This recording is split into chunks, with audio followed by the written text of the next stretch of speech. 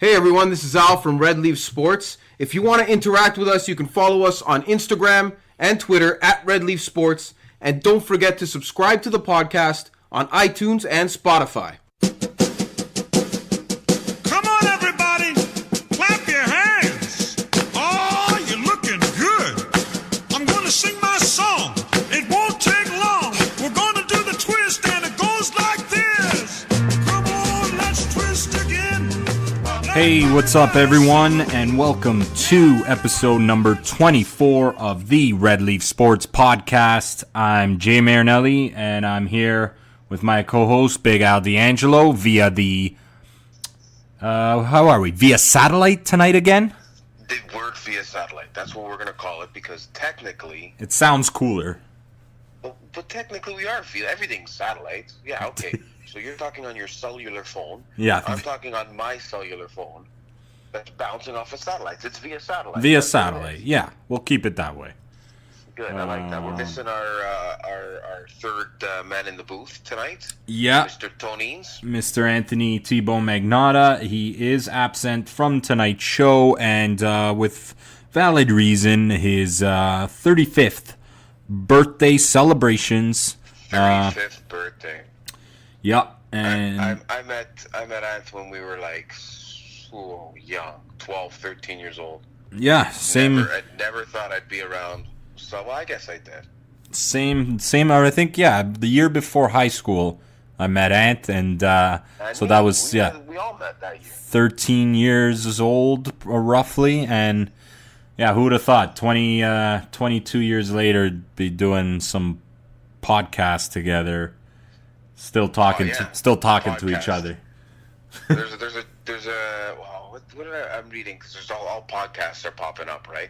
All these podcasts are popping up. So now I was reading something on Twitter saying a group of males that get together is now called a podcast. That's what it's called, because there's so many podcasts. Really? There, listen, I had this idea way before it was a thing to do. Hey, me and you. Yeah, I mean, we touched on this when we first started out the show. We kind of had this idea back in our end of high school days, and so we're not really hopping on the bandwagon. We just had like a 12-year kind of stall, a 12-year. There you go. Yeah, our whole relationship as friends has been one long podcast. We just haven't recorded each other. Exactly. Yeah, that's a good way to put it. We've been talking sports for the last 20 years. We just never hit record until 3 months ago. But it's great to hear lots of people are listening. I like the feedback that I'm getting from some people that it's kind of cool when you just bump into somebody that you haven't talked to in a while. They're like, "Hey man, I'm listening to the podcast. Yeah, it's going well." I'm like, "That's amazing!" Like it's so cool to see that. And we want you guys to reach out. Like, any listeners, let us know you're listening. Let us know what you think, what you want in the show. We're always open for ideas. This is as much as it is for us. Like, it's basically for the fans, but we're fans. We're not experts in anything. Right? Yeah, we want people to. Yeah, we want people to tell us, like you said, what they're enjoying about the show, what we can add to it, what we can help their listening experience. I mean, we don't, if we're boring some of you with a certain type of style that we're talking or what we're talking about, let us know. We've had friends, we've had listeners of the show reach out to us and give us a call or text us or DM us, and we appreciate all that. Don't feel like we'll take that to any offense. We're open for everything, and constructive criticism is fine. Yeah, perfect. We love it. And that's why we're doing this, is to and maybe I will take to offense, Jay. Maybe I will be offended on something. Yeah, maybe you will, but no one will care. Argument with some people. That's cool. I don't mind doing that. I like stating my case. Exactly. So anyway, this is episode 24. Yep, the big 2-4, and just like a case of beer. So we're gonna call this episode "Case of Beer." The case of beer, and another case of beer episode. Reminder to our boy T-Bone, a big happy birthday to him. And happy birthday, buddy. Red Leaf Sports. And yeah, so we'll jump right into the show tonight. There actually has been a lot going on in the last week. Seems like, Let me do a disclaimer. Yeah, do a disclaimer. Go ahead. My daughter has been my newborn 1-month-old daughter has been kind of fussy all day. I got her on my lap right now, so she might chiming in with a little cry here and there. So I hope the listeners are patient. You're patient. Yeah, it's all good, man. She has made an appearance on the show before, which is kind of cool. She has, but, that's kind of another reason why we're doing this satellite tonight. Yeah, and so that's all good, man. Do what you got to do. I can hold down the fort if you got to tend to any baby situations, but I got it. I got it. I got it all on board here. But yeah, there's a lot going on. Seems like a lot starts to happen right after we finish recording our podcast. Maybe it's like the kind of the Monday jinx where everything happens. You know, Monday's kind of the slow day and everything picks up later in the week. Speaking of jinx, we haven't done a Red Leaf Sports jinx in a while. We need to jinx something. Yeah, well, the Leafs are guaranteed win tonight. You're such a prick. Why do you gotta do that? That's a comeback for the Bruins jinx you guys almost successfully pulled a couple weeks ago. It didn't even work. When they blew a 3-0 lead, so it almost worked. Which was really the jinx, right? Yeah. We said they weren't gonna blow the lead, and they did. So. Yeah.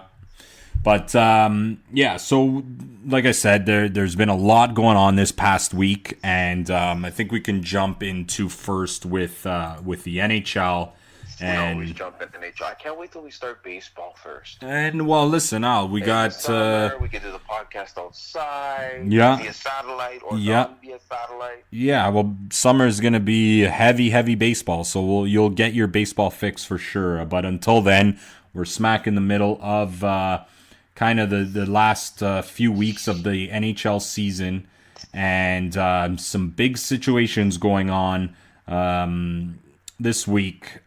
The biggest being, and especially locally here in Toronto, the whole John Tavares going back to Long Island kind of debacle. And I'm going to let you start off with what you think first, because I'm going to hop on a bit of a... Are you watching this game that I'm watching? Actually, yeah, game of the night, I forgot to mention, good call, Al, is the Oilers at the Buffalo Sabres. The Sabres had a 3-1 lead about like 5 minutes ago, and with 4 seconds left in the second, it's now 4-3 Edmonton with 3 unanswered goals, literally within the span of a few minutes.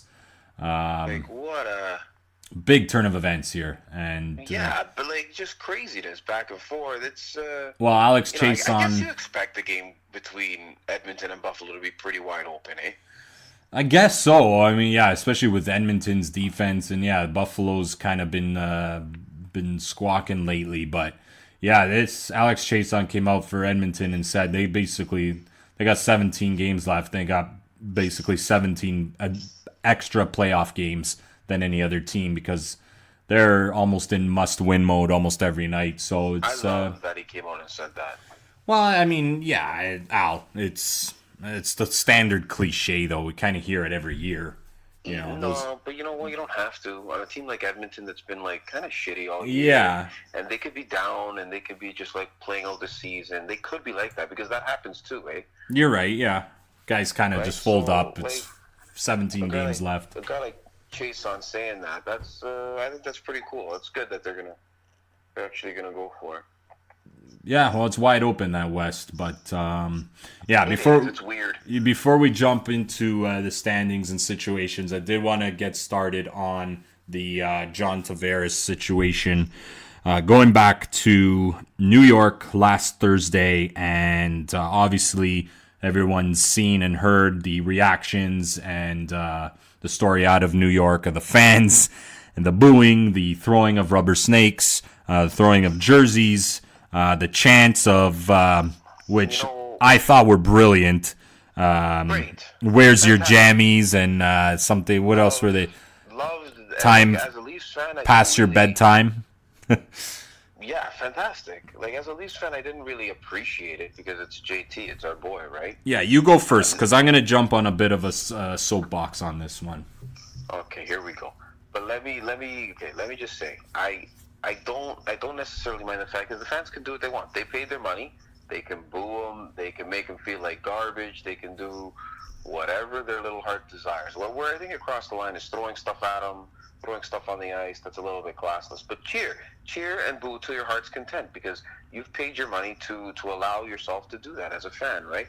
Well, the one thing, it's kind of hypocritical where Sean Avery came in. Sean Avery came in and spoke out a little bit about it after, saying, "Listen, this guy basically ran your team and was the leader and captain of your team for 10 years, and he comes back after signing with his hometown city, and you treat him like that. You should have, I think, maybe appreciated him for the time that he spent with New York Islanders.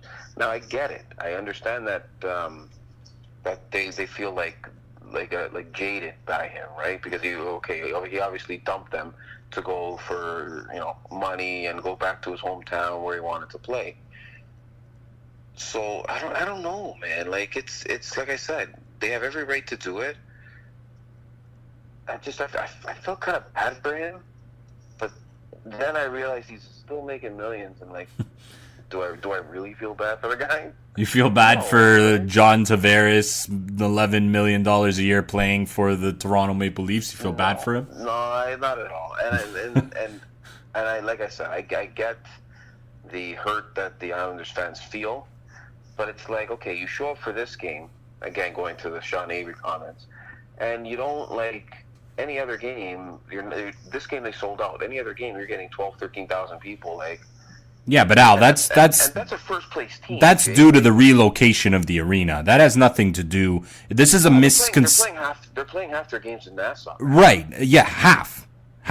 But all these fans, it's a misconception that they're saying that the Islanders have been around since 1972. The New York Islanders have a huge fan base, huge fan base, and this misconception of, these fans just show up just for this game and that's it. Well, no, they had their team relocated to an arena in Brooklyn, and yeah, it pisses off, rightly so, a lot of the fans that said, well, I'm not going to pay money to watch half of the games, or kind of screw them. I'm not going to put my money up for a team that kind of is ditching me for half the season. But that's going to lead me into my issues with this whole situation. And you mentioned Sean Avery, and I'm going to start with that guy, where it's unbelievable that I find it unbelievable that the most classless, if not top 3 most classless NHL players to ever lace up the skates and step on an NHL ice surface arena has the nerve to say any sort of comments about anyone else being classless is mind-blowing to me. Now. He can absolutely do that now.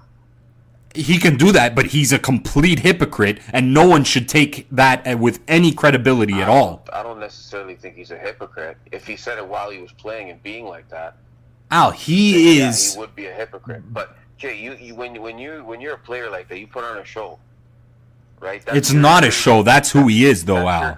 That's who he is. Yeah, but that's the guy he is on the ice. Okay, so why can't the fans be? That's the guy he was during his career. But I think he knows what the right thing to do is. He knows he was being a dick. He was being classless. He knows that, but he still knows the right way of doing things. And he's just saying now, okay. But what's the right way? I don't get it though. What's the right way in this situation? Where are the rules written down that there's a right way? I think Tavares should have gotten at least a little bit of applause with maybe when the highlights came on, just saying, "Listen, thanks for being our guy." Then boo him. But he didn't get any respect at all. Yeah, but Al, we see this time and time again in every sport, in every arena, in every stadium, on every field.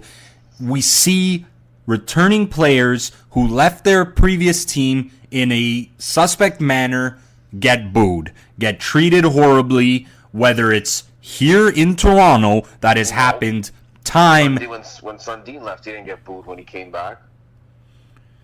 Okay. Same thing, Jay. Hold on, though.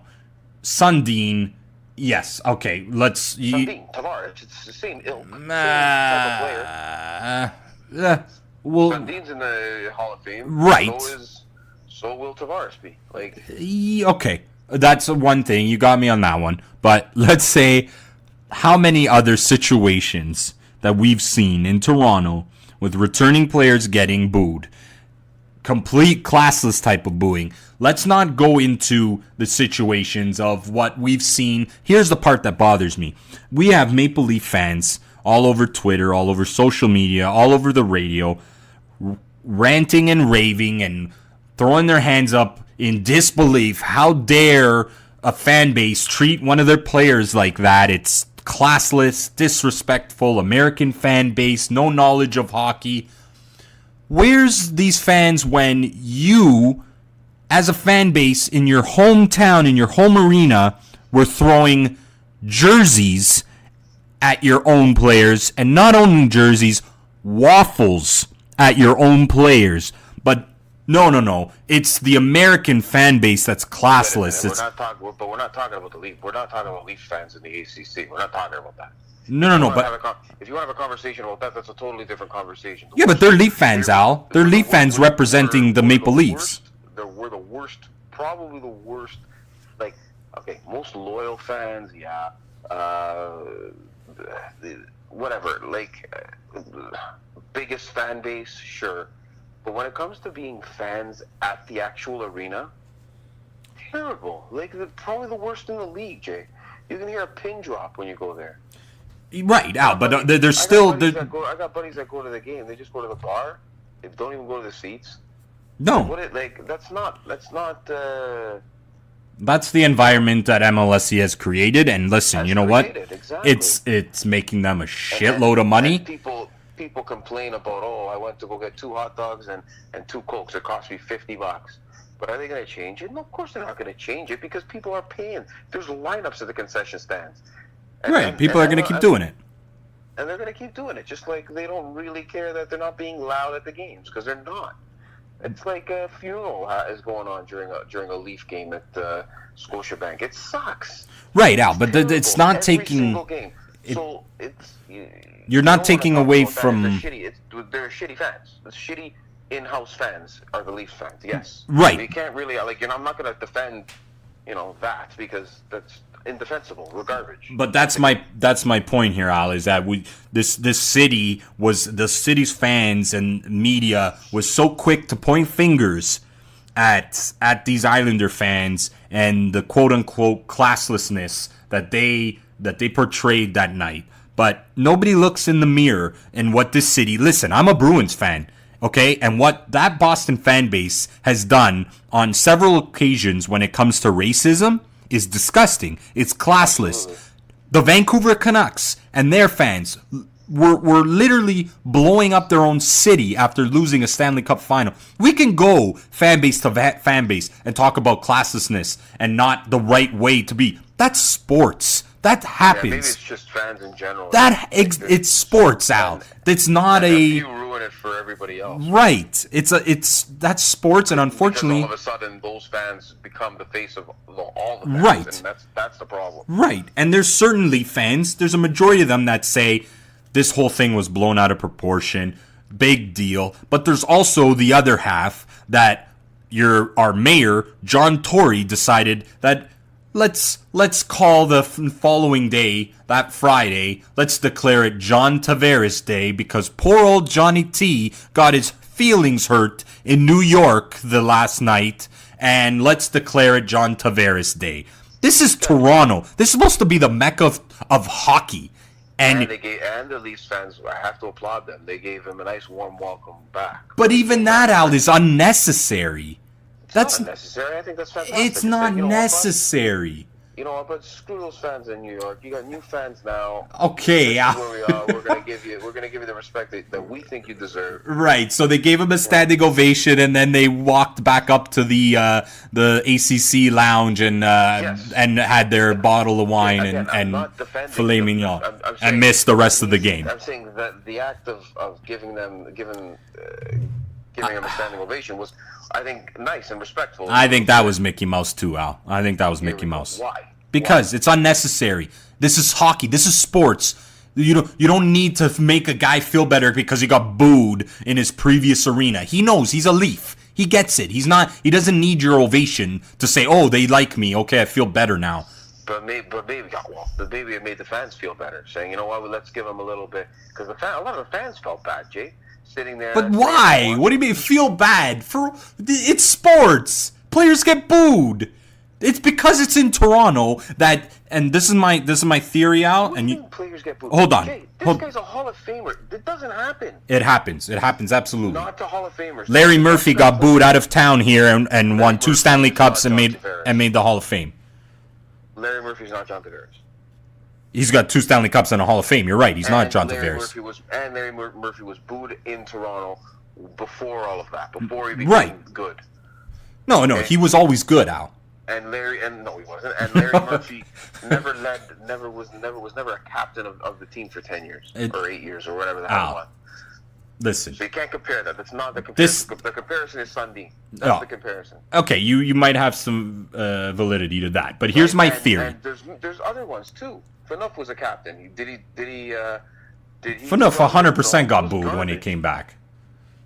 No, he didn't. I'm pretty sure, man. If we could look up the tape, I'm pretty sure he got booed. No way. I'm pretty sure Phil Kessel got booed when he came back. You don't boo captains. Is that true? I don't know. I think that should be true. Maybe it should be, but I think there's probably many examples. I mean, Kawhi Leonard got booed in San Antonio and he won them a championship. Yeah. He won them a championship and he got booed. Did John Tory declare the next day Kawhi Leonard Day?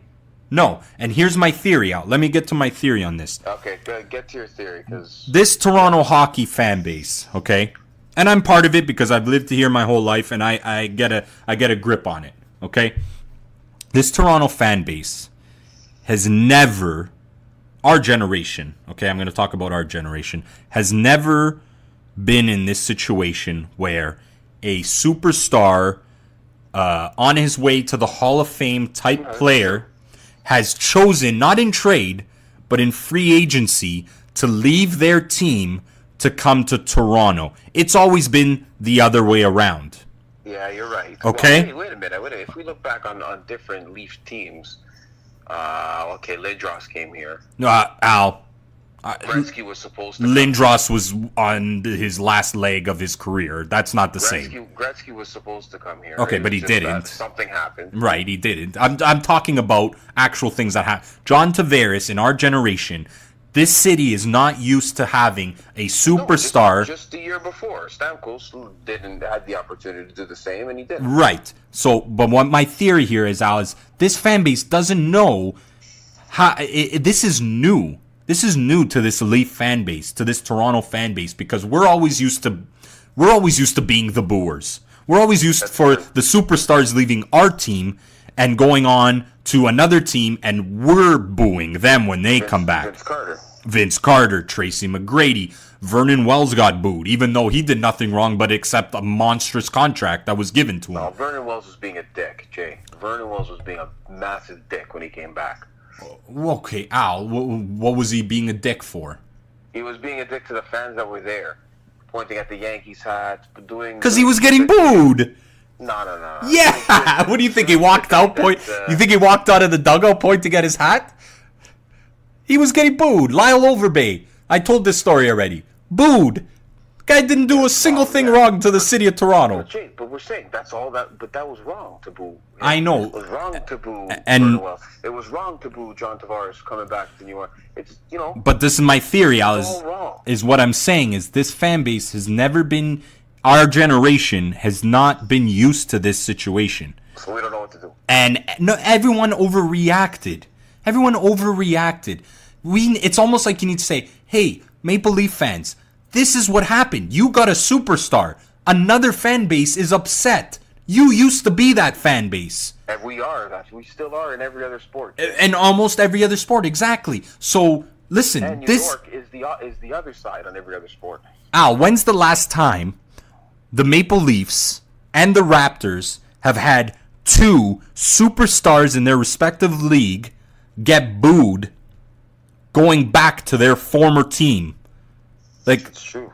I don't think that's ever happened. Never. So this is a new territory for this city, and I think did not know how to react to it. It was overreacted with the whole John Tory thing down. Right, because even my take on it right away when we first started talking, my take's now changed because you've explained to me how I'm supposed to react. Well, it's because we're not used to it, and I'm in there. I'm not a Leaf fan, but I'm a Toronto fan in every other sport, and I live in the city, so I'm part. I got the pulse, right? I'm part of that pulse. Yeah. I know, and it's I'm part of that too. We don't know. This is new to us. This is completely new to us, and we got, as the kids call it, butt hurt, and What? Yeah, it's a stupid saying. The kids say. Wait a minute. What did you Like, butt hurt? it's like they instead of saying you got your feelings hurt, you got butt hurt. Never. B-U-T-T or Yeah, B-U-T? B-U-T-T, like your butt, like your ass. You got butt hurt. That's a thing? That's a thing, man. That's a thing. You know what? I don't want to live in this world anymore with these sayings and stupidity. These kids, are you nuts? Shut up! Like, Yeah, sorry. stop making stupid shit. Nah, it's stupid. Period. I just wanted. Talk like a normal human being, please. I And thank you. I wanted to. I'm done with all this garbage. I wanted lit on fleek. Tutulicos. I don't care about this shit. Well, just speak see, normal. Speak like you're in front of like you're on TV. That's how that's probably how they still speak. Somebody understands you when you're speaking to somebody as an adult. Somebody, if I was in the position of hiring for a company for anything like that, and I even saw somebody speaking like that on social media, I would never hire that person. And that would be the first thing I would check. How do these idiots speak to each other? Have a vernacular that can get your point across. And listen, I'm not Johnny vocabulary, but I try to use the English language as it's supposed to be used. And it just pisses me off. This is butt hurt. Fuck you. How's that? Wow. Like, I tried to use some popular new slang for the younger audience, and now you just shit all over them. So that completely. Fuck them all. Okay, but anyways, yeah. Shit fucking words. Like Started on this. Like I was saying, it's something that this city and this fan base is not used to, and I just thought the whole situation was blown way out of proportion. Yeah, could the Islanders fans have used a little bit more class in this? Yeah, guess what? So could of 100 other situations in 100 other cities, but again, in 100 other. Point. They paid the money to get in there. They could do whatever they want. Yeah. Other than throwing shit. I don't condone the throwing stuff. I don't condone. I don't condone. Be respectful. Boo you to your heart's content. Right. Yeah, you're jaded by him leaving. Right. Fine. Make the signs. Do the chants. Where's your jammies? That "Where's your jammies" chant is going down as one of the best chants. Like, as fair game as his leaving was. Yeah. Is just as fair game as the chance that he received. Absolutely. And you think he gives a shit? He doesn't care. But that's my whole point, Al. Is that he's a professional NHL hockey player. That being said, a nice round of applause when he comes home is nice too, right? Yes, Al, but it's not like, oh my God, why did you do that? No, it was. I think it was a little bit over. I think just, when he steps on the ice, give him an ovation. The whole singling him out on the blue line by himself. It was a little too showmanship, a little too showy for me. But obviously, as a Leaf fan, you love it, you like it, you're happy with it. But you know what, Jay? That's also Leaf fans saying "fuck you" right back to the New York Islanders, it's a kind of back and forth thing. It's but like, screw you, we got him. Yeah. But that whole situation, and then the whole Sean Avery thing, I don't even want to give that much time, because I think, you make a point with whatever he has an opinion, and he's not that guy anymore, but he's one of the most classless professional athletes, not even NHLers, professional athletes I've ever watched. I believe he was playing a part. That's what I believe. He was playing a part when he was a player. Jay, I don't like the guy either. No, Al, you need to. He made a pretty good argument. He's actually like that, Al. He's actually like that in real life. With his shit hat and stuff like that. You got to listen to his interview on Spitting Chicklets. The way he played on the ice is the way he is as a person. It's really, he's like, listen, a straight up dick. Yeah, and I'm sure he's a great guy in other respects of life and all that. I'm not gonna bash the guy, but he was one of the most classless professional athletes I've ever watched in my life. So for him to kind of go out of his way to insult a fan base of calling them classless. It's kind My of. point is, Jay, that's his place in hockey, in the hockey world now. That's his place, right? I guess he's an analyst. Is he an analyst? No, he's nothing. He's nothing. He's nothing. He's nothing. He does whatever he does. Yeah. Listen, if he was getting paid to give his opinion, then that's fine. He has the right to get it. I still wouldn't agree with it. By somebody. Nah, who knows? I thought it was completely hilarious for one of the most classless players in the NHL history to say what he said. But let's move on from that whole situation, as it's gotten enough talk as it is. Let's go on to my. I want John Tavares not to get any points this week because I'm playing against him in the playoffs. Okay, so just. All right. Just throwing that out. All right, no problem. We can give him a red leaf jinx if you want. He's not. No. Now that we did that, now that I'm saying all this, I'm toast. Forget it. Let's go on to my boys. Since we did a lot of Leaf talk there, we got to go to the hottest team in the NHL over the last month and a half. The red hot Boston Bruins went the whole month of February without a regulation loss. I believe they are 14-0-2 in their last 16 games. 9-0-1 in their last 10. 9-0-1 in their last 10. It's a nice streak going on, especially without David Pastrnak, and that has a lot to do with the resurgence of Jake DeBrusk, who is on an absolute tear, scoring goals in, I believe, 9 of his last 10 games, if I'm not mistaken. He's always been tagged as that goal scorer, that kind of nose for the net, but he was struggling in the beginning half of the year. But he's really turned it on, and obviously the additions of Charlie Coyle. Yeah, I drafted him in 2 pools. Yeah, I dropped him in 1 pool after the first half that he had. As did, I'm sure, a lot of people. And you know what? He started clicking with Krejci. He, they got Solaric called up, kind of gave that line a boost, and now with Johansson. The only thing, as we see a lot, is these teams that kind of peak with about 15 games still in the season. It's kind of a tricky time to peak, because it's not like you're peaking with a couple games left to go. There's still a month left. So we'll see where this goes. I mean, listen, as hot as they've been, the Leafs are only still 3 points back. So, which is kind of crazy. It is. The Leafs have been they were going up and down, but they've put on a nice little run lately, and I think we're all set for another, as we mentioned last week, another first round series between those two teams.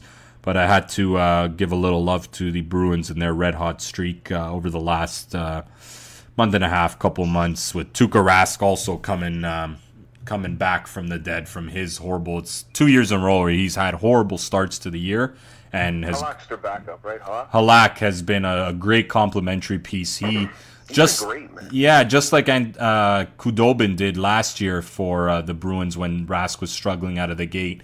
Halak has done that and even more. He's been spectacular for them. Well, what the hell is Rask's problem?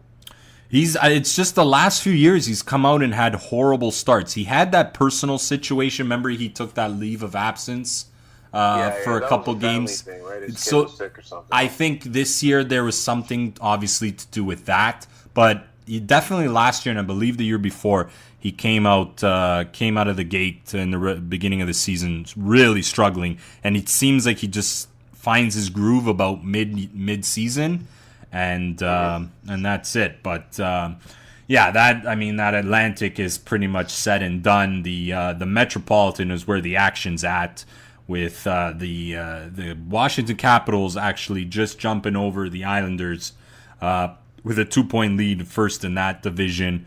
Islanders in second, and Carolina, as our boy Don Cherry referred to as a bunch of jerks, seem to be riding on that insult, and they're using it as bulletin board. And they're red hot as of late too, 8-2 over their last 10, jumping into that third spot, leaping over Pittsburgh and Columbus. Columbus is just I feel like 1 week we talk about them, we're bashing them. The next week we're saying they're back alive, and then the next week we're back to bashing them. They're a weird team, and I mean, I'm not sure we're gonna see them after all those moves too, which I really loved all those moves. Like I said last week at that trade deadline, but they can't seem to get their shit together. Pittsburgh is in that first wild card spot right now, and the Habs clinging on by a couple points to that last playoff spot. They need to just keep plugging along, man. I like their. Okay, they're not a Stanley Cup contender or anything like that, but I can see them in the playoffs with Price, right? Price just has to stay hot, and if he could do that, I think the Canadians are fast enough and can score enough goals, and make a little bit of noise in the playoffs. They're not going to beat Tampa, right? Because that's who they'd be going up against. Well, if they slide into that first, it could be Washington. It could be the Islanders as well. That's what they were. That's what everybody hopes. That's why as a Leafs fan, that's where I hope the Leafs end up. Well, I think like I said, the Habs are 7 points back of the Leafs and 10 points back of the Bruins. So, I mean, barring a 5-game losing streak, I can't see anything changing in that situation. So I think Montreal, if they do get in, they're getting in one of those wild card spots, unless the Leafs or Boston completely collapse, which at this point of the year you can't really see happening. But yeah, that pretty much sums up the East. The Flyers. So we see this kind of almost all the time with this team, and we mentioned it during the year. Just 5 points out. They're 5 points out, but the inconsistencies have killed them in the beginning and middle half of the season. They're trying to put together wins to for some reason, try and creep into the playoffs. I've always said they should have been tanking from 2 months ago after that horrible start, but. You can't make the players tank, so it's kind of is what it is. And any player that's ever played hockey, you're going out to win the game. Yeah, I think what it is, Aldo, is obviously this is just me guessing, I really personally think management did not want to bring up Corey Hart at all this year, especially when you've gotten off to the start that you did, and they were forced to because they literally had no more goalies left. They set, I believe, an NHL record this year with 7 or 8 starting goalies. So they were kind of handcuffed. They had to call him up, which they did not want to do. And he came up and won them a shit ton of games and kind of brought them sort of back to life in this playoff race. And now they're in that no man's land that, you're in that not playoff team, but not a good draft pick spot. 5 points out isn't that far. It's just with the 3-point games, Al, and you're trying to jump over 2 teams in today's NHL. That's tough, right? With the overtime points, that 5 points is almost 7 or 8, right? Mm-hmm. So, but yeah, they're obviously an interesting story, and those poor Ottawa Senators, a move that I can't understand. Peter Dorian firing Guy Boucher last. I like you. The one thing I liked about that Ottawa team was their coach. Well, it was the one guy that shouldn't have any, and I repeat, any fault in this collapse. If anything, you should allow him to resign. Yeah, it's a weird. If you're gonna do anything, you say, listen, we're gonna rebuild here. You could be the coach if you want to be the coach, but. You know what? You have the opportunity to resign, maybe catch on with another team, this and that, something like that. But you know what? He's going to get another job. Oh, for sure. He'll be in the NHL next year. Sorry? I said he's good enough to get another job. He's gonna, he's gonna catch on with another team for sure. Either in the off season or even I guess it would have to be the off. He'll be behind a bench. Good coaches out there. Whether he's coach or assistant, he'll be behind a bench next year, 100%.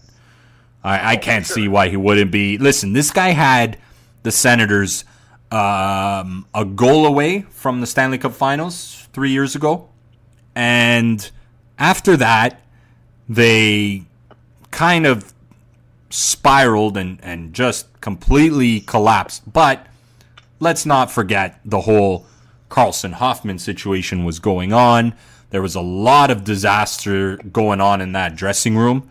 More than anybody, I think. Exactly. And that's out of his hands. When he had the team in front of him, he led them to a goal away from a Stanley Cup final.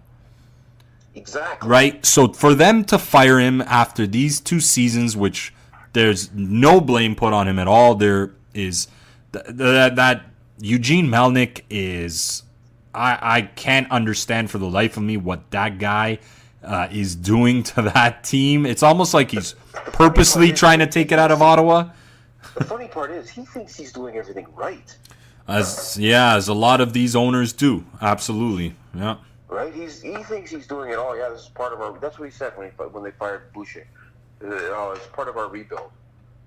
What? Yeah, and Peter Dorian said that he explained to the players that this move is showing that they're not going to tolerate anything anymore, that things need to change. Who did you tell? The 13 AHLers that you had to call up because you traded away your whole team? Like, these guys barely... Who are you setting the tone? Yeah, these guys barely know Guy Boucher. They've been on the team for 2 weeks. And that's setting the example for them? Firing These guys aren't going to be on your team in it's a mind-blowing situation, but I had to bring that up as I was looking at the standings here. But going into the West, in the West quickly, it's pretty much status quo in the top 6. You got your Winnipeg, Nashville, St. Louis in the Central, your Calgary, San Jose, and Vegas, basically just jockeying for spots over the last 3 weeks. Where it gets interesting is the wild card. The wild card is still, That's where it gets really, really interesting. I mean, anybody like Edmonton, like we said at the beginning of the show here, we said Edmonton's still got a chance. And looking at it though, 8 points back. I don't know. I just feel bad for McDavid, man. I really do. You think he has the balls to? You think he has the balls to ask for a trade if they're in the same position next year as they are right now? I think he has every right to. Or do hockey guys not do that kind of thing? No, they don't. But we've seen it. We've seen it more recently. You don't know that, right? You also don't know how many times a hockey guy, because nobody talks about it much. Right? We saw it with Duchesne. Players come right out and say it. Yeah. Basketball. Well, Duchesne. And then they say what team they want to play for. Yeah. Right? In hockey, you don't hear that, but it might happen. I'm sure it does happen behind the scenes more than we know. But I was saying the first. Sorry, go ahead. No, the most recent that I can think of is the Duchesne situation in Colorado. That's pretty much the most recent that I can think of.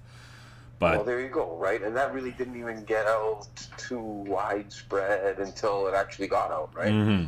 Yeah. But he has every right to, because he signed on, and I'm sure the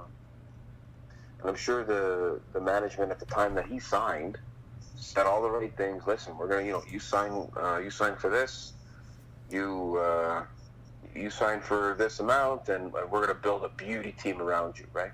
And when they signed Chiarelli and McLennan, right? That was amazing. Like, everybody looking at that time was like, "Oh my God, these guys are stacked now." That's especially that's the best coach available. The playoff run they made as well. GM coming off of a Stanley Cup 2 years ago or whatever, right?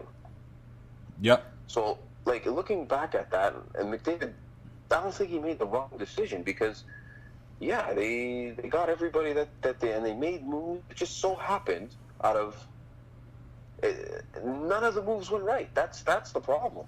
Yeah. None of them. None of them. Okay, maybe signing Draisaitl was a good thing. Yeah, that's trading Hall, 40 goals this year. Yeah, he's been trading Everly. I don't know. Everly's not fantastic, but we can start nitpicking through all that, but it is what it is. It's they got the generational talent on their team, and we'll see what they can do with that. But so if McDavid goes to management and says, "Listen, I've given my heart and soul to you guys for the last 5 years or whatever it is, right? Next year we'll say. I think it's time that I move on, right? If you frame it that way, they could trade him for a shit ton of everything. They could trade him for everything. Yeah, it's. I mean, again, what are you going back to? Probably like Wayne Gretzky, to that type of talent was traded. Yeah. Yeah, it's an interesting thing, and I obviously. That's what I'm saying. Management can't really be like, "Nah, man, what the hell?" Yeah. They're gonna be like, "Yeah, I'm surprised you waited this Waited long to this say long." something." Yeah. You know. But yeah, so just to wrap up the West, then that, like I said, Dallas, Minnesota holding on to those 2 wildcard spots, but the red hot Arizona Coyotes are only a couple points back, and Damn, man. yeah, the Colorado Avalanche as well, only 3 points back. So that Western Conference will be going right down to the wire. That'll be fun to watch coming up with this last month of the season. Oh, absolutely. That's gonna be. That's the thing to watch. I mean, there's a little fight in the East, but that's what you're gonna want to watch. Yeah. Is the Western Conference? They'll still fight for the wild card. And I'm still not too crazy about this whole wild card thing. Like, I get what they're trying to do, but I don't know. Yeah, I think we said it. I can't remember who I was talking to this about, but listen, we've been buddies for 20 years. I'm a Bruins fan. You're a Leaf fan. For the first 15 years of that friendship, we never saw one Maple Leaf Bruins playoff series. In the last 5 years, we're gonna see 3. We're going to see 3. So that's what they were trying to do. It definitely creates the rivalries, but at the same time, I would like to kind of have a little bit more of an appeal of, coming down to the wire, like these situations where we know now basically what the matchup's going to be with 15 games left in the season. That's the part I don't like. So there's no perfect way, but yeah. 1v8. I like the whole the old-fashioned way, yeah. The old-fashioned 1v8. If you're leading the conference, or if you're leading your division, you're guaranteed. I guess there's only 2 divisions now in the East, so you're guaranteed top 2 spots. Yeah. And then the rest is the rest just goes by. I even like 1-16. Yeah, I don't know if I'm a big fan of that, but it is kind of cool. I can see. Well, it doesn't create any rivalries. So if your objective is creating rivalries, it doesn't do any of that. Right. Right, but it could create new ones. It could create, but right? And it also could create like a Bruins Canadian Stanley Cup final is what it could create. Yeah. Or a Leafs Canadians, or exactly. A Leafs Canadians Stanley Cup final. Yep. Or God forbid a Bruins Leafs Stanley Cup final, right? That would be the cool part. Yeah, I know. There's that would be the cool thing. Like, there's pros, there's pros and cons from almost any situation that we can look at, and I don't know. It seems like it though that this is here to stay for now, and we'll have to bite the bullet and deal with it as it is. But yeah, I wanted to jump on something new here. We're gonna jump on some NBA. If you're cool with that. Naba?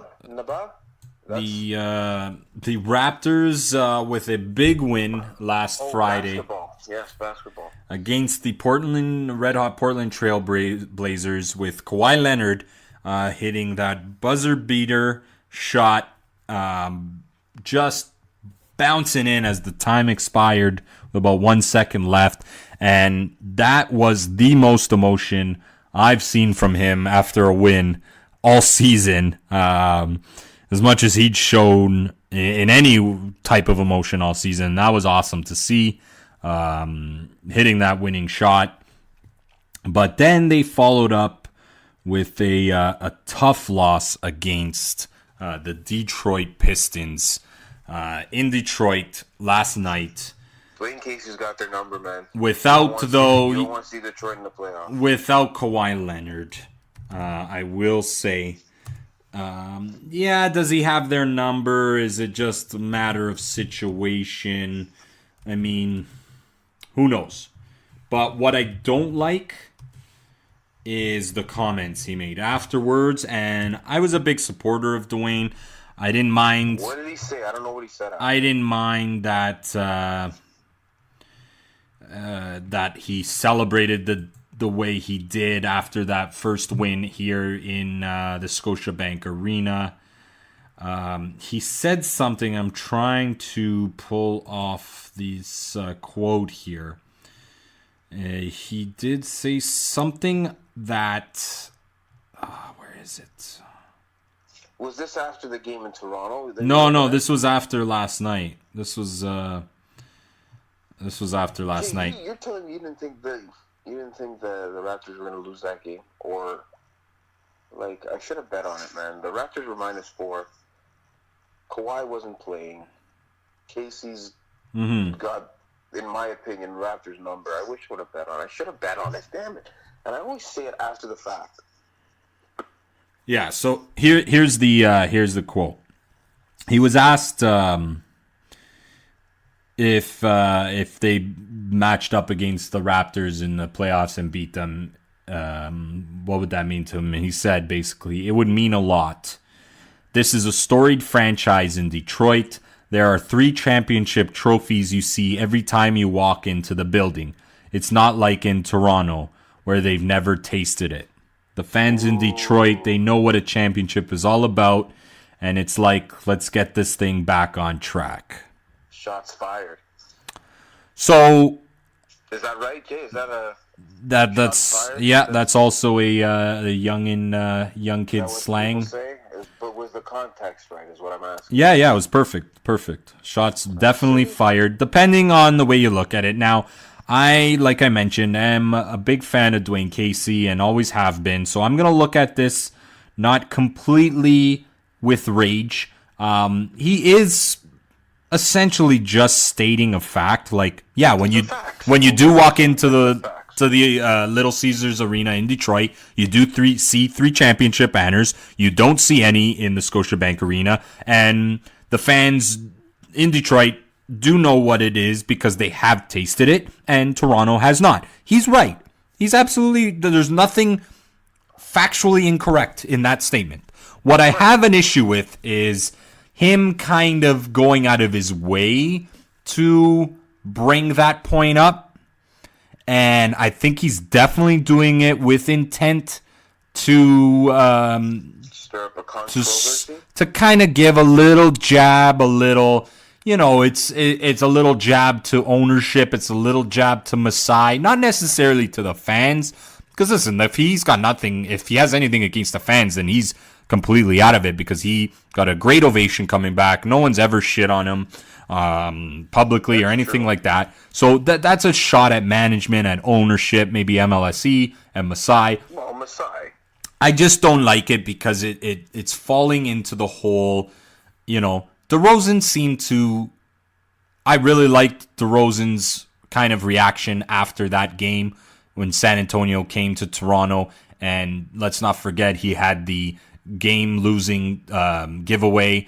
He stood up to that microphone after that game with pure class and seemed like he turned a corner. It still doesn't seem like Casey's turned a corner. Not after... Yeah, he's not over it. No, not after the second game. But don't you like how everybody hates what Masai did? Like, not everybody, because as a fan, I kind of like what he did, to tell you the truth. Right. The reasonable kind of fan will realize that this is all being done for the sake of trying to win. He's not blowing up a team to tank or to get a better draft pick or to it's to win. And that's all you can ask for. It's a weird concept in this day and age in sports, trying to win. Everybody's trying to lose all the time. Right. And what's crazy is that this core had 8 years. Do you know how long giving a core and a coach 8 years is in professional sports? Tons of time. That is a lot. Like, you're lucky. Almost unheard of. Almost unheard of, absolutely. So for them to be the way that... Sorry, I should say almost unheard of when you fail every year. Exactly, yeah. This isn't a 2 championships in 6 years kind of team or a dynasty. This is a team that made it one Eastern Conference Finals and got embarrassed every other playoff, basically. Right. So Exactly. for them, and more specifically Casey now, to still hold this grudge, which it seems like, I just don't get it. I don't understand it. Get over it, man. Move on. You still have a career. You still, Yeah, you're a head coach for the Detroit Pistons. It's a storied franchise. Don't bring up. Move on. Even when people ask you a question, just say, yeah, my time was good there. Wish them all the best. And it bothers me because I really like Dwayne Casey. I really respect him. I loved him as a coach here.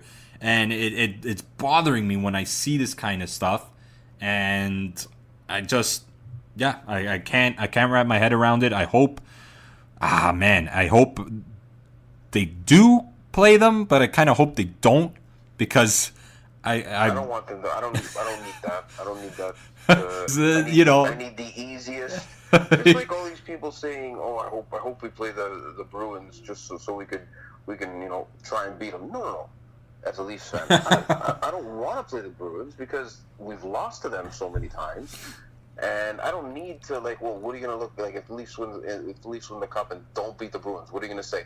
Well, you know what? It would have been better we didn't beat the Bruins you're though. You're not going to say that at all. Yeah. Right. But in this situation, Al, the Raptors easiest path to the. But the Raptors should easily handle the Pistons, is what I'm trying to say. This is a top 3 team in the NBA. You can't say you can. Jay, I agree with you that they should. I 100%. There should be no reason that they shouldn't. There is one reason. Dwayne Casey? Dwayne Casey. Yeah. Well, we'll see. Man, we'll see when the games count. A lot about all their players. Yeah. It's huge. Yeah. It is. And that's maybe that's to Nick Nurse's fault that maybe he hasn't changed up enough in regards to game plan and all that. But let's see. Maybe. I mean, let's see come playoffs. Let's see come a healthy Kawhi Leonard in the lineup and all that. I'm not scared of the Detroit Pistons. I'd be happy for them to face them, because then we can finally put Dwayne Casey and his smart-ass remarks to bed. But yeah. Season ends today. Who do they play? I was looking at it today. I think it's Charlotte or the Nets. I believe it was the last Brooklyn, time. Yeah. Brooklyn. So I'll take Brooklyn. Well, you should take any of those teams at the bottom, because that should be a guaranteed win in the first round. But Jay, yeah, you're as a Raptors fan, you're disappointed if you don't make the final, in my opinion. Yes. I mean, if they lose to Milwaukee in 7 games in the Eastern Conference Final, am I throwing my hands up, screaming and ranting what a shit show this team is? No. Am I upset? Yes, but I'm not saying. No, they shouldn't be. They shouldn't be losing, Jay. What? They shouldn't be. The only team they should be losing to is Golden State. That's it. So you don't think if they lose in a Game 7 to the Milwaukee Bucks in the Eastern Conference Final, you'd be devastated and say that's embarrassing? They should have beat the Milwaukee Bucks.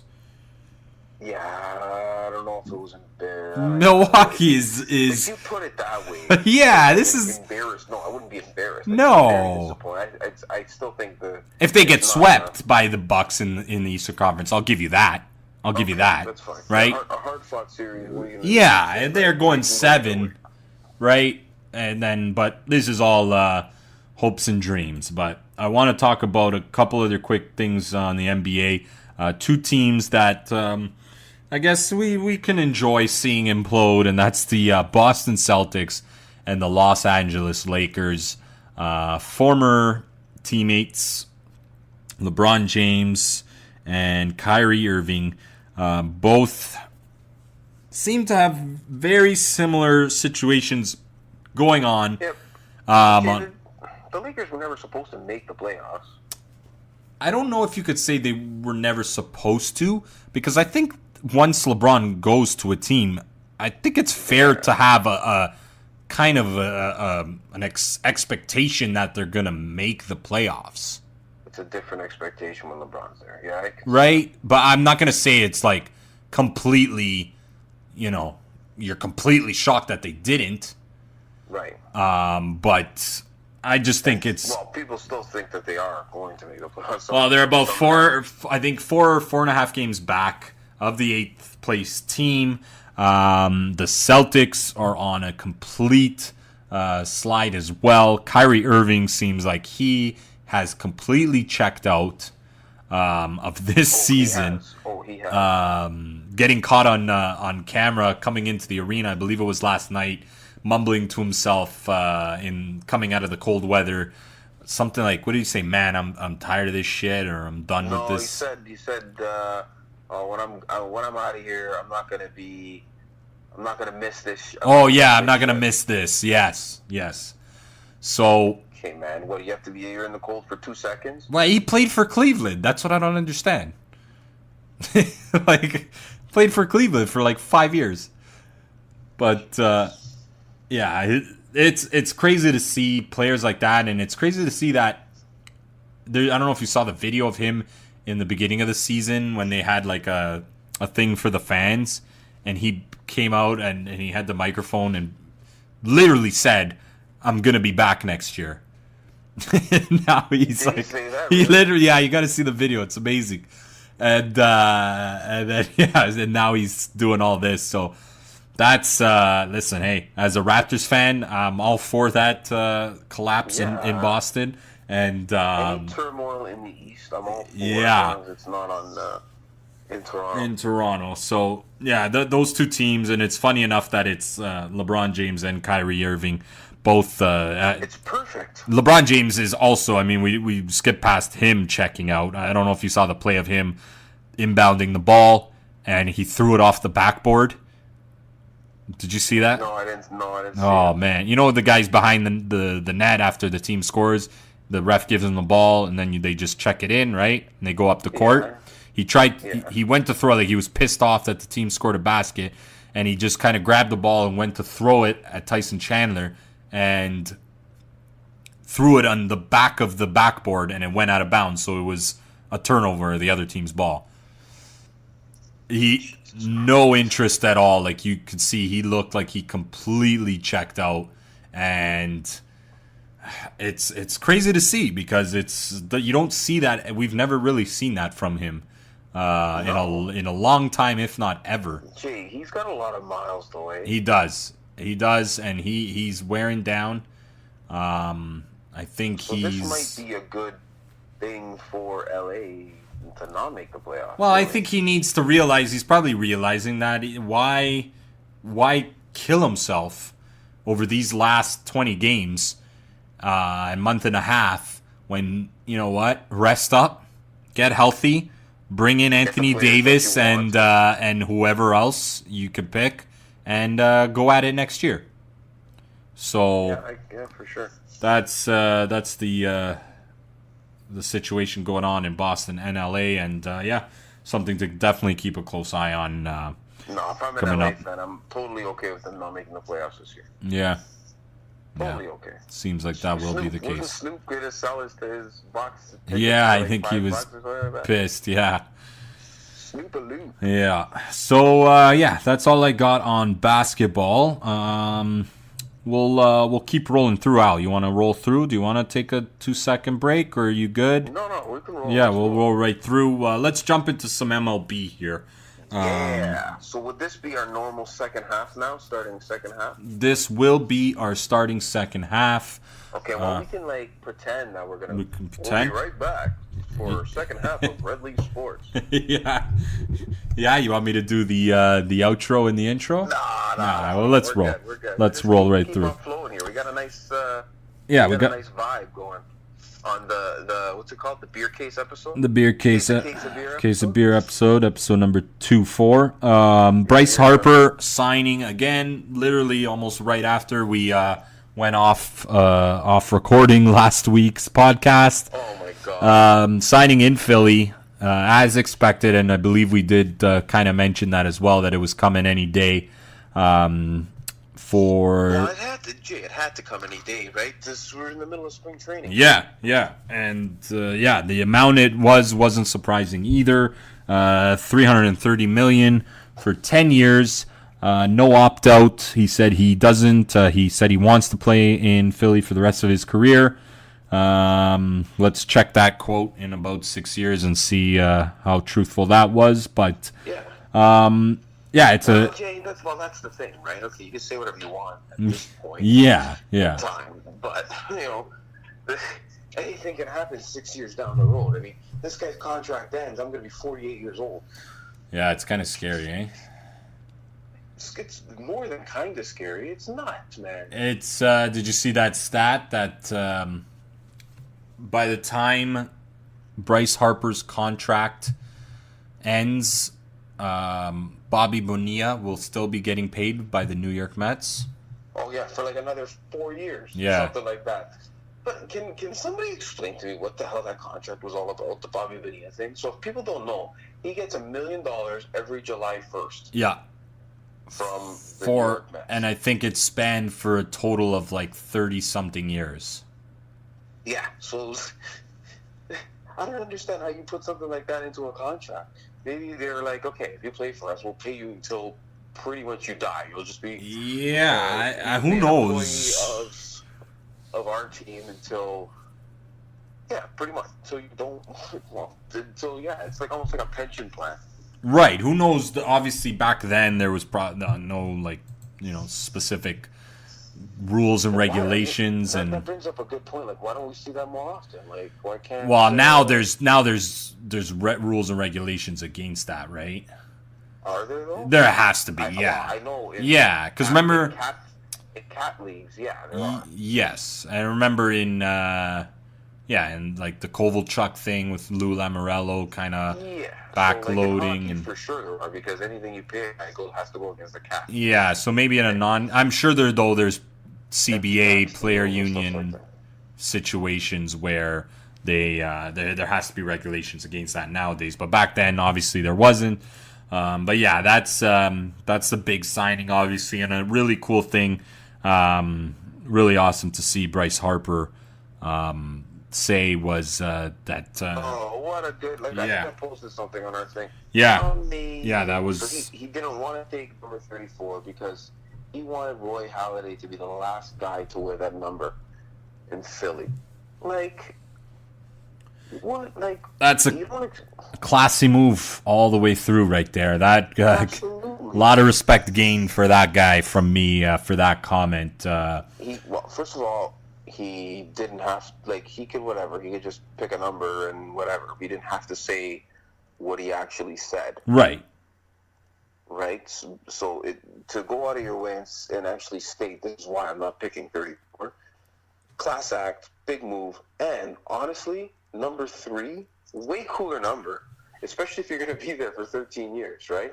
If you're going to be there in 13 years, and Bryce Harper is going to be expecting to be one of the all-time Phillies, that number 3 being retired is what he wants to do. That number 3 being retired is a lot cooler than a number 34. I don't know, in my opinion. Single-digit numbers are cool. Yeah, in baseball. It has more luster to it. Yeah, in baseball specifically, right? Yeah, I mean, I think you can even... Yeah, maybe not so much for hockey, obviously not for basketball and NFL. Yeah, you're right. Yeah, baseball it is. Seems that way. Well, if you look at the Yankees, right, most of their single-digit numbers are retired. I can't. Well, actually, yeah. If you look at back in the day, I mean, if we're going back in the NHL, that was the case. Is everyone wore a lot of lower numbers, right? You had defensemen wearing 2, 3, 4, 5, even some of the forwards were wearing 8 and 9. Right, so there's a lot of kind of that lower single-digit situation back in the past, and obviously with soccer, you see that with soccer. So maybe that's why I think it's cool. Yeah, no, it's a cool thing for him to do, and awesome to hear that coming out of a young guy like Bryce Harper, who's a different generation, but to show the respect for a guy like Halliday and for the older generation of players. That's awesome to see. And that gets him good karma. Yeah. Right? That's, baseball gods. the baseball smile gods. upon stuff like that, right? Yeah, very Rather true. than shitty Machados not running, not hustling, true. kicking people in the shed, garbage nest. Hey, but remember what I said though. Remember we had that. He still got his $300 million, man. He did. Somehow it took the San Diego Padres to do it, but he still got it. I thought he was going to lose a little bit of money. Well, he would have to any other team, Al. That was what it came down to, right? Yeah.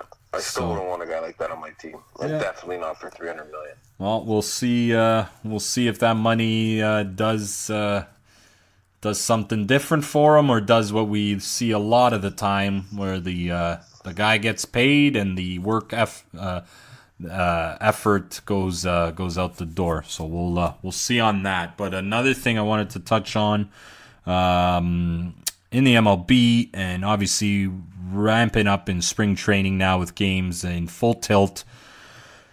Your boy, Ross Atkins. Well, why is he my boy? He's just a GM. Because he's not my boy, I can tell you that much. Doing his thing. Decides to come out, and I'm going to say this, Al, first, because I know you might not think of where I'm going with this, but I don't disagree with him coming out and saying that Atkins will not be starting in the MLB. I have an issue with the way he said it. Why? Because here's what I would have done here, Al. Okay, so first of all, I agree with you. I didn't like the way you said it. Why don't you explain what he said? So I'm Ross Atkins, okay? You're a reporter, and you ask me that question. I'm gonna say, you know what? We love Vladdy. We think he's gonna be not Hall of Fame. We think he's gonna be an all-star caliber talent. We love everything he does with the bat. We love everything he does on the offensive side. What we would like to still see, and what we still want to see from him, is some improvement on the defensive side. We're going to want to get him some reps to start the season and really tighten up his defense at third base. And then we'll go from there. End of story. Nobody would have said a thing. You just said the same thing. But you just said the same thing that he said. No. He said, we don't think Vladdy is an MLB. He's not ready for the MLB. He's not an MLB player. The way he said it was coming across a bit insulting. He's saying it. But not in the same words. So what he should have said is something like, not what you said, because that's just saying the same thing. How does it say? I got to pull up what he said. Because it's not the same thing. The way he came across was, it's almost like he was trying to put down. But you got to understand, he has to say certain things in order to not flag. Yes, I get all that out. I think he's still getting investigated. I heard. Or the Jays are still getting investigated. The Braves did last year with Acuna too. Right. I thought they all get investigated, and they all. I get that because they can do what they want. I get that side of it, Al, and that's why I don't disagree with. I disagree with fans saying, "Oh, what freaking out about him starting in there." No. That's common sense, guys. It's 3 weeks. You've waited 2.5 years. You can wait 3 fucking weeks. It's not that big a deal. I have an issue of how he said it. What I think is funny is there's actually a thought out there that they might even wait until mid-June. Oh man! Because they get an extra year of not going through arbitration. Oh, they'll do it too. They would do it. So there's that too, right? If they wait until June or July or something like that, it gives them an extra year of non-arbitration eligibility or something like that, right? So there was some. I was listening to an interview where one of the guys in the States, one of the MLB guys in the States, was saying, "Don't be surprised if they don't keep him, if they don't bring him up in until mid-June, July area." Oh Jesus! Well, which I'm all for too, if they want to do that, because the rules as they're set out, I think, are retarded. Like, why are you even doing? Why are you making stupid rules like that? Where it's just gonna force teams, and that's what it's doing. It's forcing teams to leave their best prospects, the guys that should be there, in the minors for longer. That's what it's doing. Right. Why not just push it back and say, okay? It's another issue in the CBA that needs to get fixed in the MLB. It's one of the many issues. Oh, I think that'll be fixed pretty simply, right? Both sides are gonna be like, okay, let's just push it back to opening day. Yeah, great, perfect, done. Yeah, Simple. let's It's a hope simple so. thing that I think it was an anomaly that rule is even there. I don't even know why it's there. It doesn't make sense for anybody. The teams make less money because their star players aren't going to be called up. In turn, the MLB makes less money, and if we're talking just dollars and cents, it makes sense to start them opening day. Mm-hmm. Well, because you get more butts in the seats. Listen, if the Jays want butts in the seats this year, they better call up Vladdy sooner than later, because I know I'm not going to watch any game that doesn't have Vladdy Jr. in it this year. And I'm not paying for a ticket. No. I would pay for a ticket. Yeah, I'd pay for a ticket to watch Vladdy one game. No. I wouldn't pay any other game that he's not playing. I'll watch Vladdy at home. I don't, whatever. Yeah, no, I'm not saying I'm sitting I'm not sitting behind the plate here. I'm talking like maybe 500 level. We'll just go hammer back 6-7 beers for a $10 ticket. That's what I'm talking Okay, maybe about. I'll come to that. Yeah, I know. I'm not spending like $90 on a ticket here. I'm talking like 15 in the 500 level. Yeah, maybe I'll come to that. Sounds like fun. Yeah. But yeah, so there's that whole situation. At the end of the day, we just want to see Vladdy Jr. play. We've been starved for something like this as a fan base, and really excited. At least we have some excitement for Vladdy Jr. Well, man. It's going to be very hard to.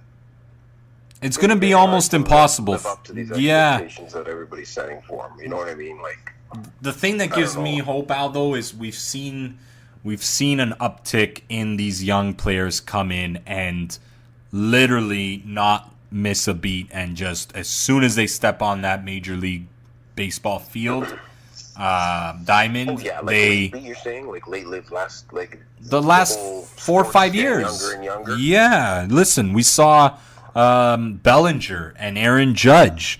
We saw what's his name in Chicago. Love Bellinger. I do love Bellinger. We saw that with them too. We saw that with what's his name in Chicago on the Cubs. Chris Bryant. We've seen it and with Rizzo. Really, Rizzo came on. He's not old. No, I mean he's 29 now, but he came in. There's a lot of players over the last 5-6 years that have come in right out of the minors and just didn't miss a beat. And that's what's. Is Rizzo 29? I believe he's 29. Yeah. That's crazy. Yeah. But that's what kind of like it helps me a bit to not be too worried about the letdown on Vladdy Jr. is that we've seen all these young guys come up and tear the baseball, cover off the baseball. So, but Jay, that's why I'm saying I just hope it ends up being like that. You know? Yeah. It would really kill me if. Oh, it would. Fan base for all this waiting and this hype and this back and forth for him not to succeed. So much hype, man. Let's stay positive though. Let's keep the positive mind frame for all our Blue Jay fans listening. That good days will be somewhat ahead sooner or later, and we just can't wait for those days to come. But yeah, anything else for baseball that you have in the barrel there? I got lots for baseball, Jay. Hanley Ramirez signed a minor league deal with the Indians. I don't know if people are ready to hear about baseball. That's the thing. I could talk about baseball for 3 hours. I know. We'll definitely get a big dose of it. I want to go to Pittsburgh this year. That's something I want to talk about. I want to go to Pittsburgh to watch a game. Good, as you should, man. Right? Like, I don't know. That's going to be. I'd rather go there than shitty Rogers Center. Can we get into? Did we talk about that in this podcast yet? How shit Rogers Center is? I believe almost probably every 2 or 3 episodes. I just want to make sure that I'm getting my point across. Yeah. And maybe I'll just like go on a rant one day, and I probably have already, but maybe I'll just go on another one. That's just, oh, what a terrible place to watch a ball game, even in the playoffs. Oh, whatever. Like I said, we can get into it in another You know what, time. Al? Yeah. Because there's all these guys, and I know you're one of those guys. Oh, but in the playoffs, it's amazing because it's electric. It's still shit. It's still so shit. Yes, Al, it is. But I was at that wild card game against the Orioles, the Edwin EE walk-off home run. Yeah. Okay. Wouldn't it have been better in a better stadium? Yes, Al, yes. But when like that atmosphere, the atmosphere definitely helped cover the flaws of the stadium, because that was the first time I felt like I was at a MLB game, Major League Baseball packed, like the way it's supposed to feel. That's the first time I felt that in my life. Believe it or not, that's the only Blue Jays playoff game I've ever been to. And yeah, I went to one that year too. And that's, yes, the stadium is what it is. But you know what I'm trying to say? The environment, kudos to the fans, the Blue Jay fans in this city that made that stadium actually feel like it should. The Tulo chants that we were chanting when he came up to bat were echoing out of the stadium, open roof that night. They were echoing like 3 to 4 more times, and you can hear the echo leave the stadium. It was unbelievable. And obviously after Encarnacion hit that home run, it was sheer madness. But I know what you're saying. Yes, the stadium is still what it is. It's still a giant cement toilet, almost, it looks like. And it's just so shit. It's what we're stuck with, Al.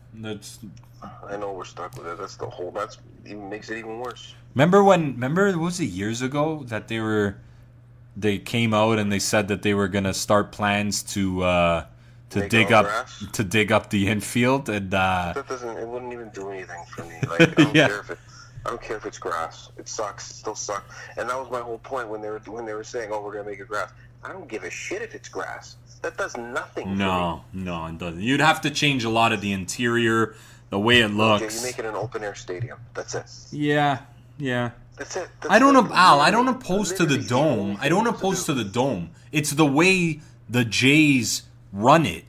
They won't open that dome until until end of May. Regardless, Yeah. it can be 33 degrees on April 29th, and they still won't open it.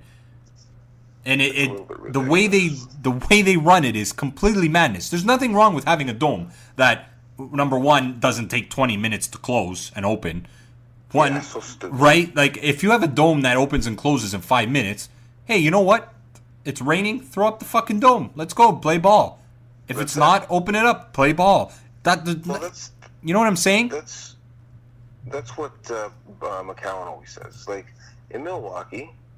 Yeah. They have a roof. Right. You know, and they put it up whenever it can't be right. open, like when it's raining. Right. That's it. Yeah. When it's raining and when they can't have an open air stadium because it's raining. So they wouldn't be able to play the game if it wasn't closed. That's the only time they put a roof on the stadium, which is the way it should be. Mm-hmm. Leave it open until you can't open it anymore. What? Because it's cold, you're gonna close it? Give me a break. Yeah, it is what it is, and we're beating a dead horse because it is not going anywhere fast. And Rogers could flick of her wrist and make the best stadium ever in Ontario Place. That's where it's got to go. Actually, yeah. I mean, since they have no idea what the hell to do with that waterfront area, that wouldn't be a bad idea. That's the idea, Jay. That's been my idea for years. Might be your best idea yet, Al. Might be your best idea yet. I like it. I'll jump on board on that. I like that. Put it in Ontario Place. Yeah. Figure it out, man. Yeah, I like that. The water surrounded by water? What? Yeah, like McCovey's Cove there in San Fran. Pittsburgh's on the water. There's all kinds of Pittsburgh's on the water too. Yeah, that are on the water. Which let's start. Maybe we'll start a Red Leaf petition on bringing stadium to the waterfront, Ontario Place. And that's what I'm saying. It's like, but Rogers, what did they have? What would they have to do? $1 billion, let's say. So what? Rogers can, I'm not gonna even get started into what Rogers can and can't do. I'm not gonna dive into that Harper, black right? hole. But Like, we all know that the Jays were never in the running for Bryce Harper. But why wouldn't they be? You know what I mean? Like, I'm not gonna answer any of your questions, Al, because I'm not gonna dive into this black hole that I'm gonna get upset. This year, you sign a guy for 10 years. That means you have him when you're not rebuilding anymore, right? Yeah. No, I'm not biting. I'm not biting. I'm not biting on this one because this episode's gonna go from an hour and a half to 3 hours, and it's gonna be all It's just gonna be you yelling. me yelling and no one listening. So that's we'll wrap up baseball with that. Spring training alive and well. Can't wait. Regular season starting in 24 days. March 28th. Baseball. Yep. 3 weeks away, and Well, they have that one game. Like opening day is staggered again this year. They have that one game that's actually 3 days or 2 weeks before opening day. is it actually 2 weeks? Yeah, it's like the 21st, I think, and then opening day is the 28th. Wow. Something like that. Yeah, something like that, where it's like in Australia. Yeah, they did that years ago with Japan or China. Yeah. Well, even better. Only a couple weeks away then from that game. But before those games always suck. Yeah, it doesn't have that same appeal as the opening day, right? With all those teams playing. Amazing. It's March 28th. one of the best days on the calendar year, in the sporting calendar and you year. know what? They're doing it better now because the opening day used to be half the league and then the other half of the league and then the next day would be a day off. I'm pretty sure, now I could be wrong, I'm going to check that as we're talking. I'm pretty sure that all the teams play On opening day? On opening day, I think, man. So Toronto plays at 3:30 on opening day, which is interesting. They play in Cleveland, right? No, they play here. Opening day, 3:30. Oh, it's here against Cleveland. Against Detroit. Whoa, way off. Well, again, why would you play against Detroit? Like, that's it. You're going to play. Detroit's never going to come back because they only play once. They only play once here and once there. Huh. Oh, maybe it's not all the teams. 1, 2, 3, 4, 5. 1, 2, 3. Oh no, hold on. 2, 3, 4, 5, 6, 7, 8, 9, 10. Yeah, 11, 12, 13, 14, 15. Yeah, 15 games. So that's 30 teams. So all 30 playing. All 30 playing, and it looks like they're all in the afternoon, except for Boston and Seattle, which is at 7 p.m. Yeah, you gotta have. Why would they do that? Well, you gotta have one night game. No, they should have several night games, Jay. Or 7. Who knows, Al? Who knows what the stadium restrictions and I don't know. Who knows? No, again, it goes to this whole thing. You want on opening day, you want baseball from 1 p.m., which they have. Baltimore Yankees, New York, and both New York teams at 1 p.m. Then you got a game at 2. Then you got a game at 3. And you got a shitload of games at 4, like 10 games at 4. Mm-hmm. Not 10, like 8, 9. Or maybe 10. And then you got one game at 7, and that's it. How about you do 3 games, 4 games at 4, 3 games, 4 games at 7, and then another 2, 3 games at 10 o'clock. So I could watch fucking baseball all day long from 1 o'clock to 1 o'clock. What's the problem here? Well, do I have to run MLB too now? I gotta call MLB and run that league too now? Because I can't figure out that people want to sit and watch baseball all day until 1 a.m.? Like, come on, idiots. Time to become a program director, Al. God damn it! And you know what, Jay? We have our draft that night. Yep. By the time we have our draft, all the games are gonna be over, except for Boston and Seattle. Yeah. Like, I give a shit. Come on, man. That's not too bad. At least there's a game on. I'll Actually, deal with that. Boston and Seattle will be fine. Yeah. But okay, so that's Sorry. That's okay. No, do your thing, man. That's your rant. I had my rant before. Yes, you did. You can have yours too. But let's start wrapping up the show with just a couple bits on the world of soccer. TFC, I want to bring up quickly. I watched the game. You watched that game? I almost watched the whole game. Wow. Jake. You must have literally had nothing going on. There was nothing going on. I had my daughter. I was watching my daughter. That's what was going on. There you go. Right? So I'm like, what the hell am I going to watch? There was golf on, and there was that. I'm like, okay, let's watch TFC. It was the first game of the season. Mm-hmm. Playing against Philly in Philly. They look like shit. The whole league looks like shit still. I'll never stop saying that. It's like a terrible brand of hockey. Yeah. Terrible brand. The worst brand of soccer that there is. I don't know. I guess it's a good showing since they lost Jovinko, and it's got him completely embarrassed in the CONCACAF Champions League. Yeah, what was the second leg? What was the score in the second leg? 4-0, same as the first. They lost 4-0 twice. Yeah. Yeah, see, like, they're not Champions League good, that's for sure. Do you think, I obviously, I don't know if this has any legs to it, but after last year's situation with them really putting full effort into trying to win that Champions League and it essentially causing them a playoff spot when it was all said was done. It cost them a season, Jay. It cost them a season, yeah, absolutely. A season and a playoff spot. It cost them a season. It cost them a star player. Yeah. It cost them so much. Do you think that it could be at all possible that they threw these two games and said, fuck this Champions League tournament? Absolutely. Because I can't understand, like, to lose 4-0 in, I can't remember which team they were playing. Panama? A team from Panama. So to lose a game going down to South America, listen, we've seen it before with Canadian, North American players going into that situation, shitting the bed. But to lose 4-0 at home to that same team from Panama in -degree weather when you're used to playing in this weather. Oh, you know what? That's what I was thinking about going into this game. I'm like, oh, they're going to come back for sure. These guys they can't play in the cold. There's no way. Yeah. And that's exactly what I was thinking. I'm like, okay, 4-0, they might come back because these guys suck in the cold, or they should suck in the cold. Right. But that wasn't the case, and no, absolutely. I think they threw those games and said, we're worrying about the MLS and the MLS only this year. You're always such a conspiracy I like to dabble in my conspiracies. Which, you know what, Jay? I don't hate this one, to tell you the truth. There could be some legs to it. I could definitely see it. Because it takes a lot out of this team. They lost a GM because of this whole going for the Champions League. Right. And you know what, Al?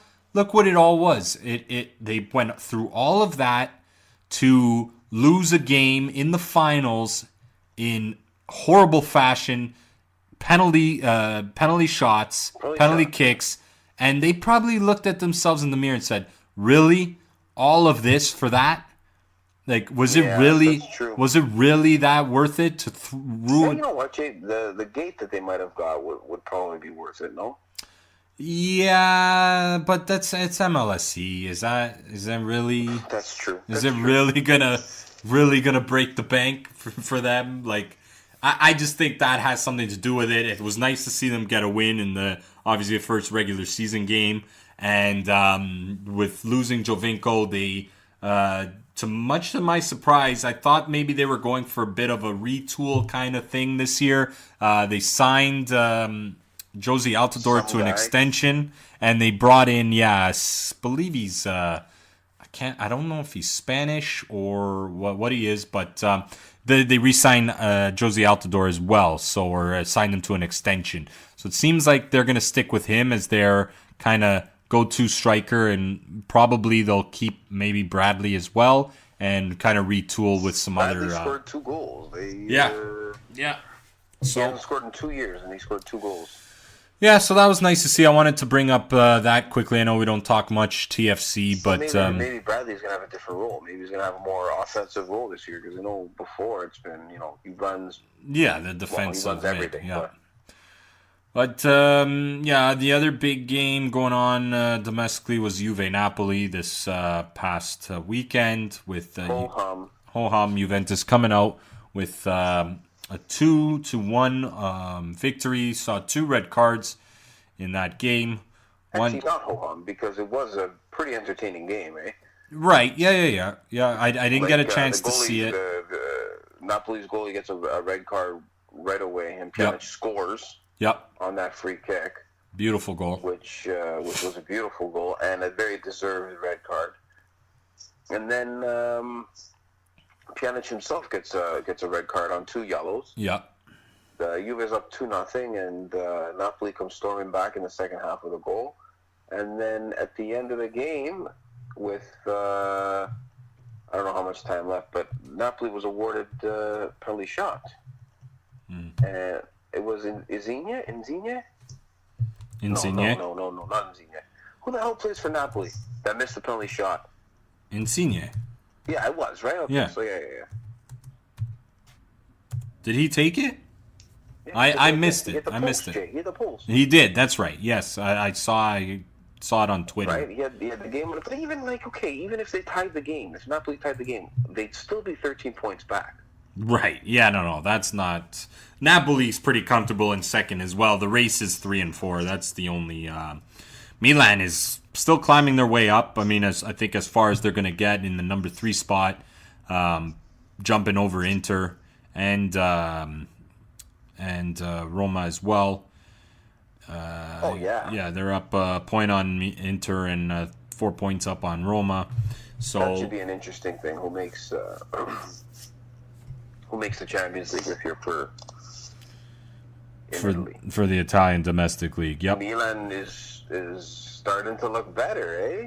Which is kind of nice to see. Yeah. I mean, they're definitely nice to see, because Milan fans are all brutal when it comes to Juve doing anything. Yeah, no, they've definitely getting joy in Juve losing to Atletico. Like, okay, man, like I don't care that Juve lost. You care more that Juve lost than I do. Like, well, that's what that's what they have, right? They don't have their own team to. They don't have wins to cheer. They have to cheer for Dynasty's losses, which is, I guess. Fine. I'm fine with that. It is what it is, but yeah, they've turned their season around, and who is it? Piatek? No, what's his name? Yeah, Piatek. Piatek. He's they got him from Genoa and stormed onto the scene. And what nationality is he? I don't know, but Jay, it seems like does it seem like he's just going to be a flash in the pan kind of guy? I mean, there's a very good chance that he can be, definitely, but. You know what? The guy's scoring at will, and it's definitely bringing. I'm gonna look him up now. Yeah, looking him up as we speak, because I want to know. Definitely bringing Milan back into life, and I guess for the rivalry's sake, it is nice to see Milan, Inter, Napoli. Polish. He's Polish. Wow. So those Polish coming up with some talent lately. But yeah, that's nice to see. Anything else for? Oh, actually, it was soccer. I wanted to mention. I don't know if you saw that. Mario Balotelli, 23 years old. Mario Balotelli back in the news for possibly, depending on the way you look at it, the wrong reasons. After scoring a goal for Marseille. He's playing for Marseille now, right? Yeah. He decided to, obviously premeditated, grabbed his cell phone from one of the cameramen after he scored and decided to go on Instagram Live for his goal celebration with his teammates. Issue with that, Al, or let these guys have fun, nothing wrong? Normally I think I would have an issue with it. For whatever reason, with Balotelli, whatever, that's cool, man. You do you. I would have it. Usually I'm the guy that says, act like you've been there before, right? That's my thing. Like, I score a goal, you put your hand up, you celebrate a little bit, and you start playing again. But, you know what? Why not? Have fun. Balotelli's the kind of guy that he should have been better than he ended up being. Right. Wouldn't you agree? 100%. At this point in his career. So are you saying you're okay with it? Mario. Are you saying essentially you're okay with it because of who it is doing it? So it's Balotelli. It's, I think so, if that was, I don't know, name a guy. Let's say. The Totti did the similar version of that where he did a selfie after he scored. He did the selfie thing. Yeah, he did. Right, and I didn't love that because Totti I really don't love. Right. But so you think it's more to do with, Balotelli, the way he is. This is nothing. I guess it's depending on the guy. Kind of nothing new. Who does it, right? Yeah. So if it's someone else, you might have an issue with. Yes. That's a great way of framing it. Balotelli, I'm cool with it. Yeah, I don't know. I'm 50-50 because I'm on the opposite of you. Usually I'm like the kind of let the guys have fun, fucking everybody's so uptight but I don't know. I think it's the whole I think it's just because I'm like that grumpy old man when it comes to social media that I just already don't like social media. So the fact that he's using it as part of his celebration is kind of rubbing me the wrong way. It's planned. Yeah, I don't mind the plan thing. I think it's just the whole social media aspect of it. But like you said, I'll agree on that. I think it softens it a little bit because it's like, it's Balotelli being stupid again, just doing what he does, There you go. You know what I mean? Yeah.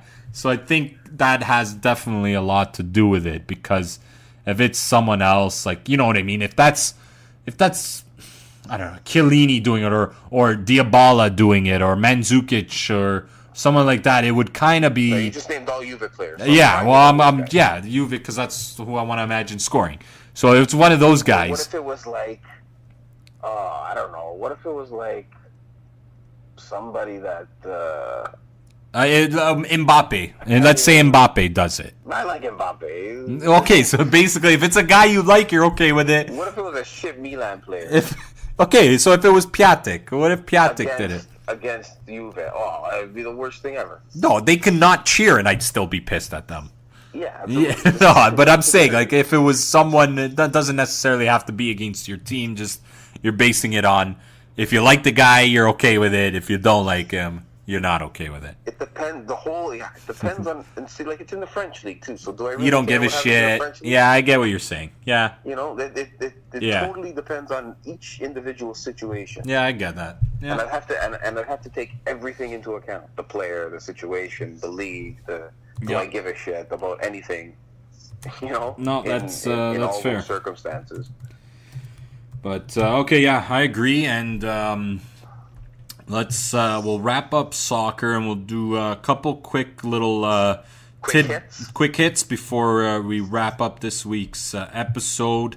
Beer case episode. I do want to mention, I almost forgot in our NHL segment, so I want to make sure I bring this up before I forget again.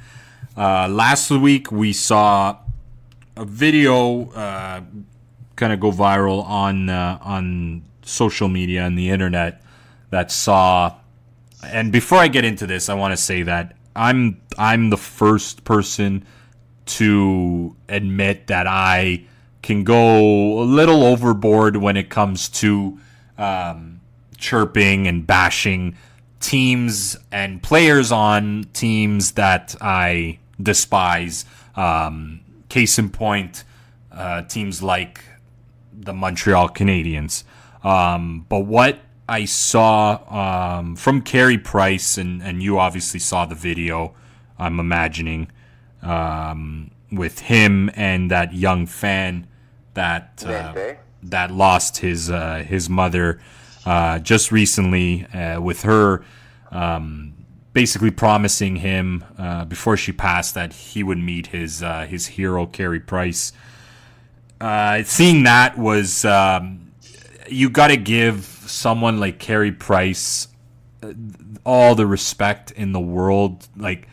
I kind of said it to some guys I was talking to the other day. That's someone who he gets it. He gets what his role is, not only on the ice but off the ice as not only a professional athlete, but a role model and a hero to a lot of people and a lot of young kids.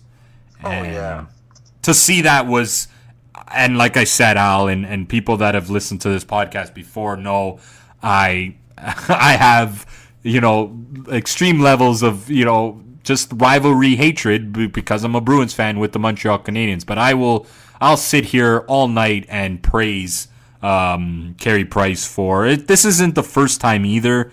We've kind of seen this from him, but I think it needs to be kind of really, really magnified to what kind of guy Carey Price is. Because he could have signed the stick. He could have kind of gave him a high five and just, he just had a practice or whatever. Could have had a long day and said, yeah, hey, kid, here's a signed autograph, a signed stick or whatever. Have a good one. And even that would have been like, okay, that was nice. But for him to go that extra mile, and obviously what he did with the hug and all of that and the emotions he showed, it was unbelievable. And I just got to give a lot of love to him on that.